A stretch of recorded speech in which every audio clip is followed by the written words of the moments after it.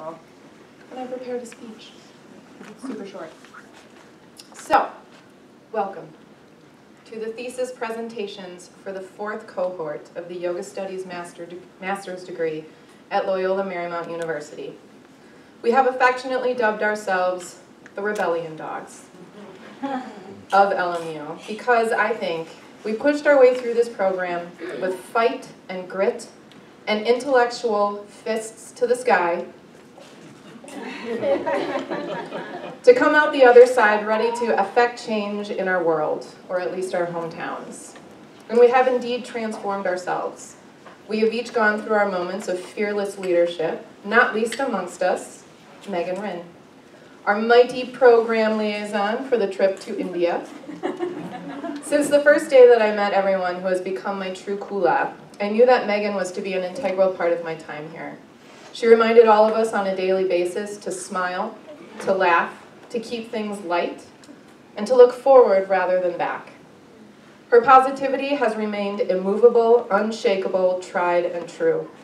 When we arrived in India over this past summer, which, by the way, was her first trip out of the country, she effortlessly and unhesitatingly stepped into the role of leader, haggling with tuk-tuk drivers, befriending street artists, taking on bazaars like a boss, building bridges between the institutions, and holding all of our hands so we wouldn't get lost in the dust and the chaos. Throughout this program, she has proven her expertise in ahimsa, or nonviolence, through philosophical, applied, theological, and mystical methodologies, and now the experience of contemplative ecology, which she will momentarily guide us into with her thesis.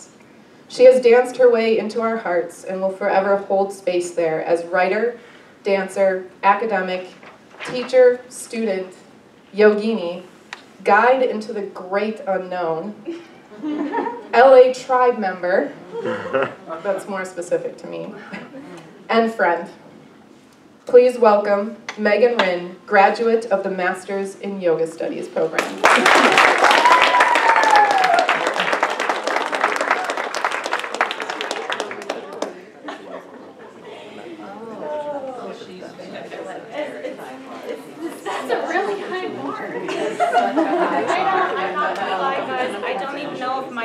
Presentation is that. Oh, that was my thesis, by the way. Level of yes.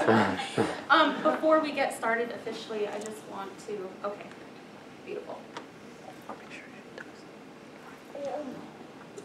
Is this on? I don't think I need it. I have a pretty loud voice, but. We want it for the recording. You want it? How do you? This is my least favorite thing. You turn it on and they make that big loud boom. Check, check. It is, okay, so I just need to speak into it. Okay, well, thank you, Josie.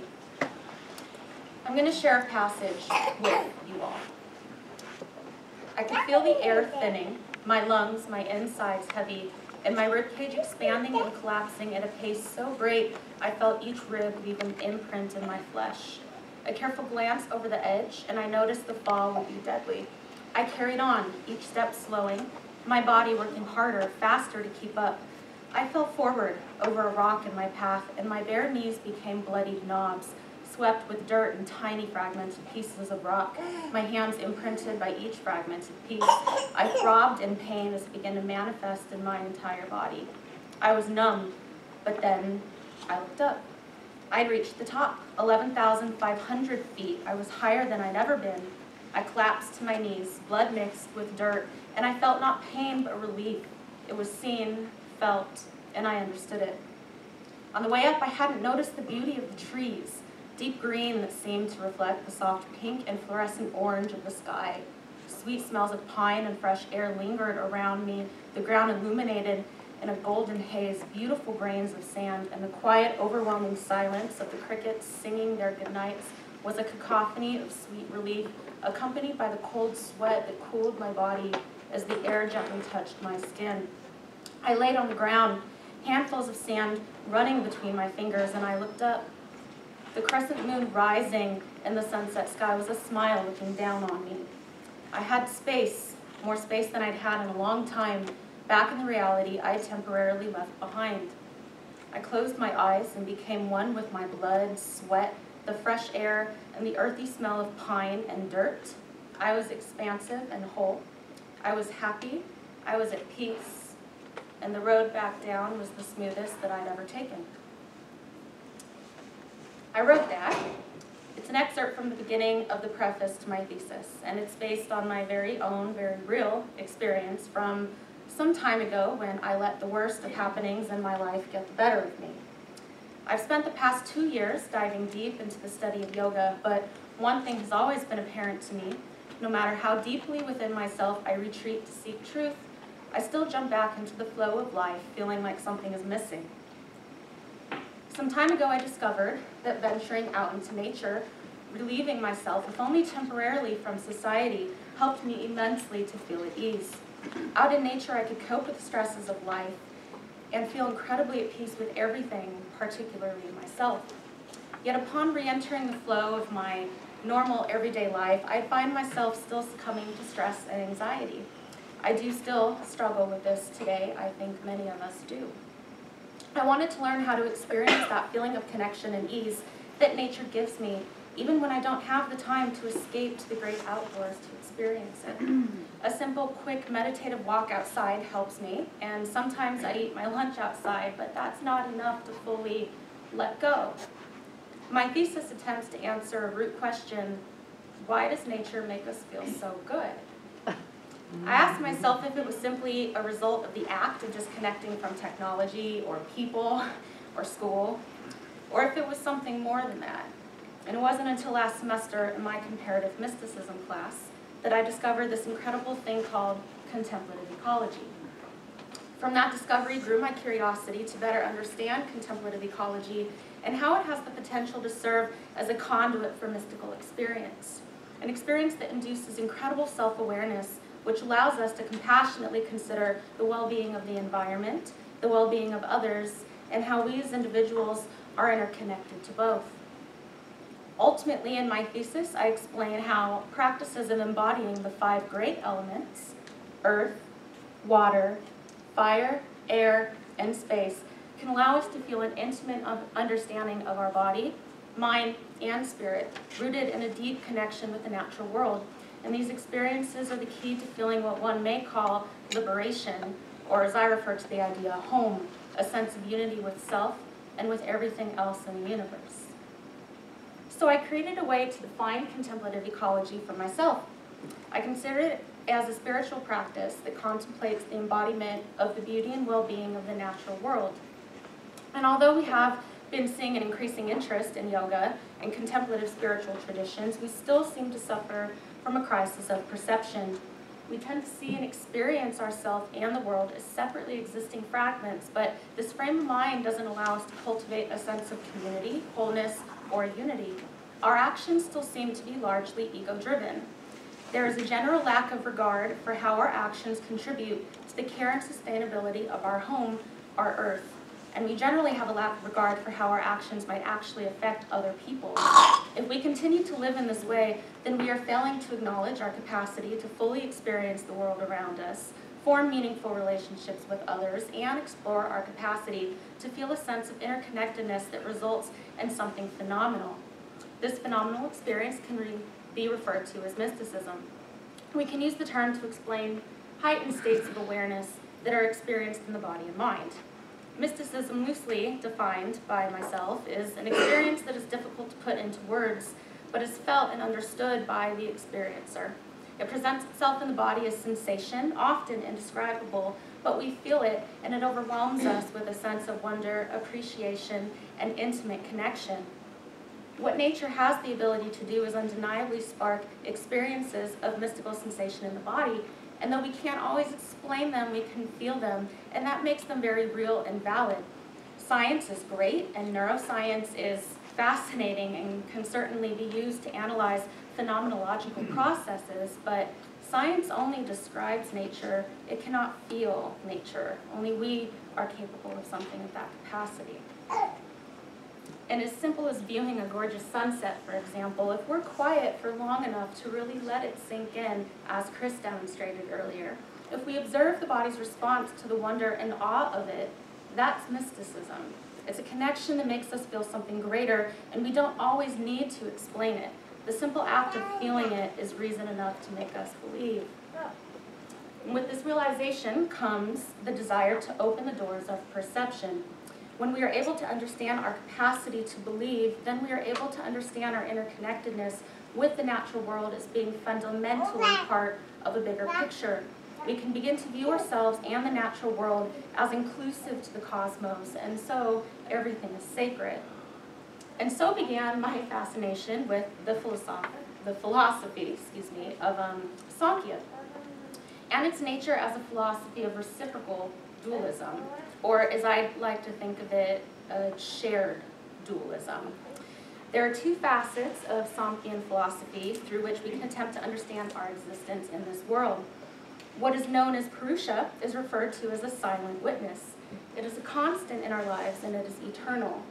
Given the nature of change in our lives, we should find some great comfort in knowing that Purusha is always there for us, unchanging.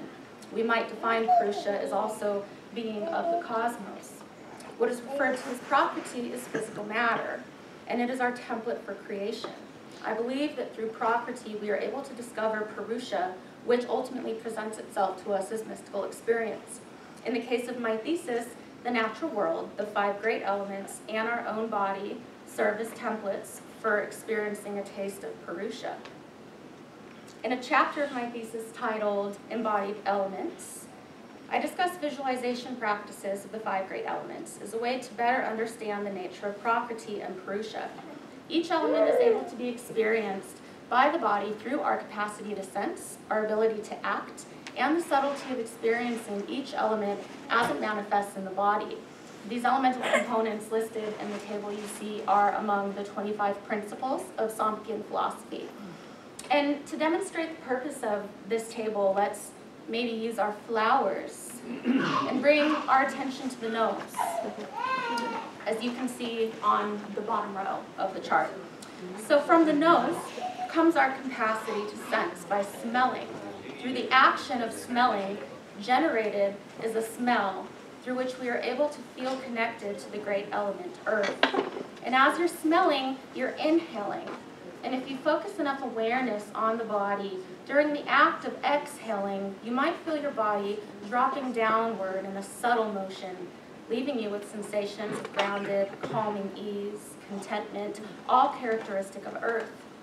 So I'd like to invite you to continue to smell the sweetness or earthiness of your flower and join me in a briefly guided meditation. I think that in experiencing this for yourselves, you might better understand how contemplative ecological practices can offer some space for you to experience something phenomenal within the body and mind, even in contemplating a piece of nature as simple as a flower. So I'll invite you all to close your eyes if you'd like. If you prefer, you can leave the eyes open and just stare softly at a point that you prefer. And allow yourself to enjoy the silence. And if you'd like, you can hold your flower up to your face. Feel the contact it makes with your skin.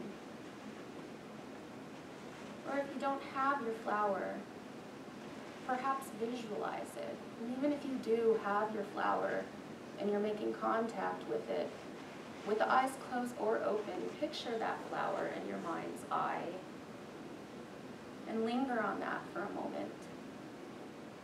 Allow yourself to be comfortable with the silence that is the space around you.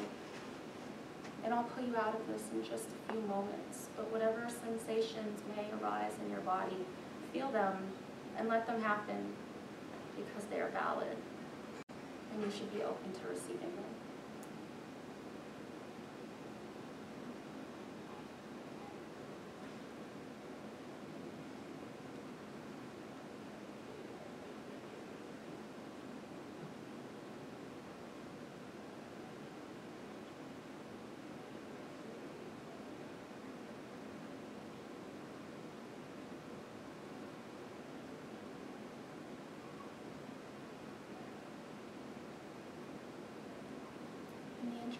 time, I'll invite you to deepen the breath slowly and slowly bring your awareness to be a bit more alert and back in this room. And when you're ready, you can slowly blink the eyes open and allow yourself to just pick back up with my voice. And now that you've experienced that, realize that what you experienced, as brief as it was, is stored in your body forever. Your brain has registered those moments in its hugely vast data bank, and you have the ability to recall that feeling anytime you want. All it takes is a willingness to receive the beauty and wonder of the natural world. The natural world is willing to share itself with you. What if we lived our lives willing to share a piece of ourselves with it as well? And so I'll close here. I wanted to mention this, that in going about my research for this project, or my thesis, something left a mark on me after reading The Wild Truth, a biopic recounting of the life of Christopher McCandless, the man who inspired the novel Into the Wild. You may have also seen the movie, or at least heard of it.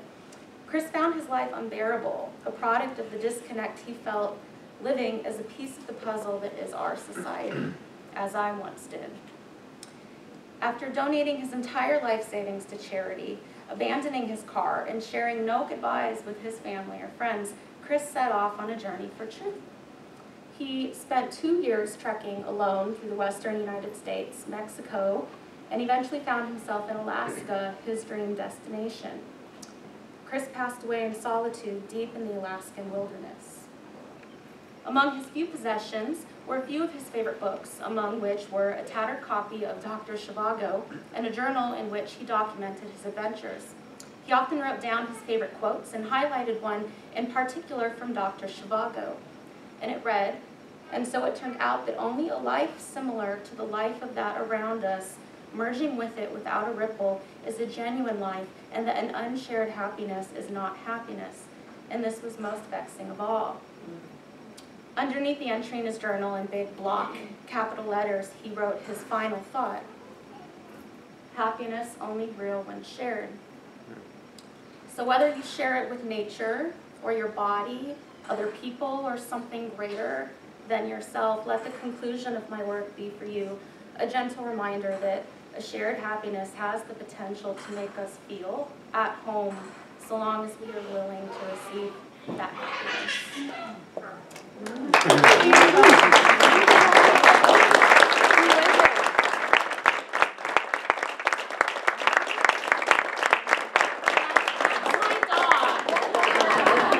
Her name is Sugar, and I inherited her actually from my great grandmother who passed away at 96 years old. So Sugar, we call her Shug.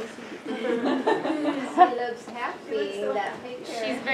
Is that picture not the most epic picture you've ever seen in your life? Questions. I think if you have any questions, if not, that's fine too. But questions or comments even are welcome. And keep the flowers. Take extra if you'd like. Yeah. Can you name the mountain that you climbed?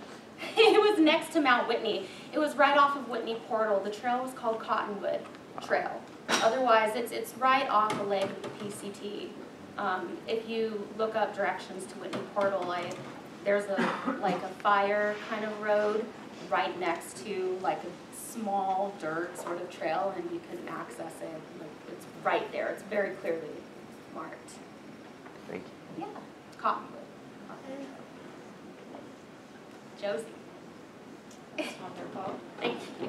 I think I have just more of like a comment, and having not read your whole thesis, I don't know if this is a direction that you go in, but it's interesting that for me, in this just personal experience, sitting and sort of smelling a flower brings back a lot of incredibly visceral memories of my childhood and just being out in nature. And a lot of those sort of early childhood memories are like so deeply tied with like the development of our chakras and stuff. And the idea of the nose and smell and earth could also then be tied in with the root chakra Absolutely.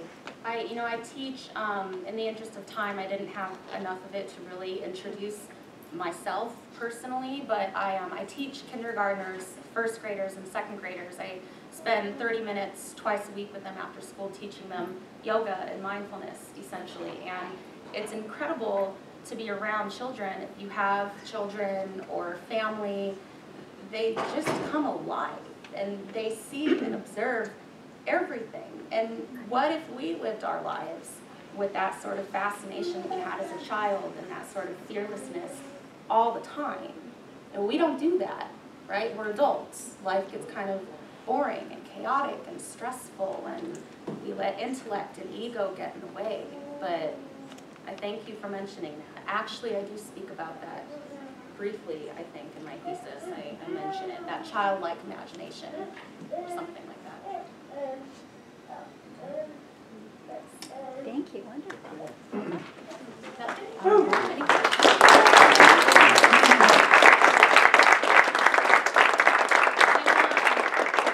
Take the flowers down. She got the. Yeah, she's doing that one.